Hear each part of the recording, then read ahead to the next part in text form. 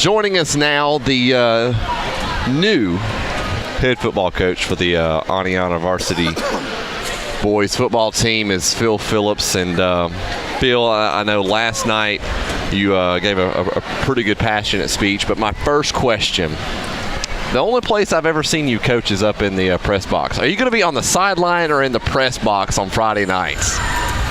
If I could figure out a way to get in the box, I promise you that's where I'd be. and there's a lot of officials that really wish I'd be in the box, but I'm going to probably roam the sidelines as long as this leg will let me. Yeah, I know that this will be coming up I think my fourth or fifth year of doing football, and I've only seen you ever in the press box, and usually we're just one room down from each other, two rooms down, and it's going to be weird seeing you on the sideline, though. I think I've been on the sideline 3 years out of 23. Wow. Yep. Wow. I know you, being a graduate of Aniana High School, according to old Chuck down there, he said you were the first graduate of Aniana High School to be the varsity boys football coach. That's what I was made aware of early this morning. So. Yeah, that's first one. Pretty neat. Yeah. Well, as far as your goals for Aniana, what's your vision for Aniana football? Well,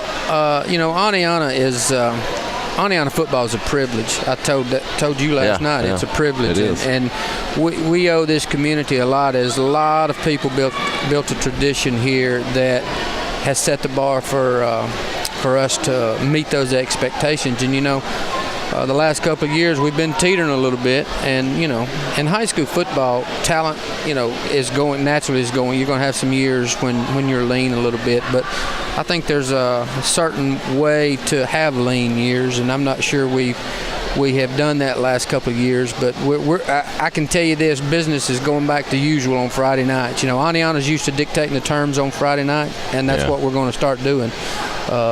Terms is going to be dictated by us, and that's not bulletin board material or anything. That's just the way we're going to approach things and go about it. We're going to outwork people. We're going to out-prepare people. And I told the kids that this morning. We're fixing to roll our sleeves up and go to work, and they seemed excited about it. I know I'm excited about it. Scheduled a couple of middle school games today, worked on his fall jamboree, and did a lot of inventory. So, ready to go to work. Well, I know the time that I've known you, the last couple of years, you were under Don Jacobs, and Don, 3 state championship appearances, won the third time and got that championship ring. What were some things that you learned from Don during his time here? Well, I tell you, I told somebody this the other day, and this is kind of amazing.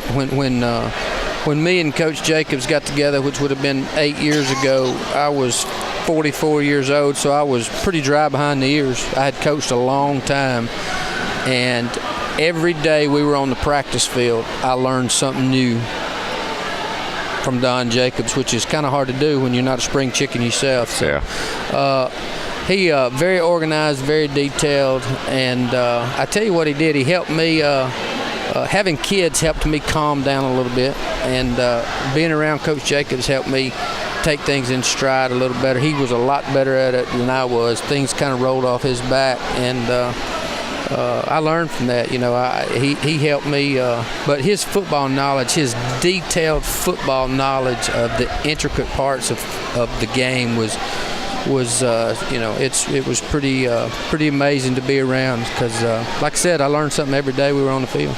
Well, as far as offensive philosophy and defensive philosophy, what are you looking to maybe go with? I know it's only your first day on the job officially as head man, but any idea of what way you may be leaning? Well, when people ask you what you're going to do defensively, I don't have a base. I tell you what we're going to do different. We're going to play multiple fronts, and we're going to run after the football, and we're going to tackle it once we get there. We're going to be efficient in tackling the football, and we're going to be fast, and we're going to make, the key to defense is making you think you're doing one thing and you're doing another, but doing it fast, having gap integrity, and running to the football. Offensively, I've done the same thing for the last 17, 18 years, and that's almost the same as what I just talked about defensively. We're going to do whatever gives our kids the best chance to win. If you've got a lot of skill, you're going to spread people out, toss it around, get it to people in space, and If you're strong up front, you're going to try to control the line of scrimmage more with a run game. So we're going to do whatever gives us the best chance to win. I know next year you're going to have some pretty talented skill players on the offensive side of the ball. And one of them, actually a couple of them are out there, but Jaden Kent and Brandon Howard had a good year, Devin Pendleton. That wide receiver group is something special. I've watched a lot of film in the last 10 days, and that's what jumps out at you is the skill. We lost quite a bit up front, and especially on defense up front. Yeah. We have a few returning, but skill-wise, you ought to be able to make people defend you sideline to sideline and vertically. And, when you're asking a high school team or a high school kid to do that, you're asking them to do an awful lot that some of them can't do. So we're gonna figure out what's your weekend, and we're gonna make you defend that.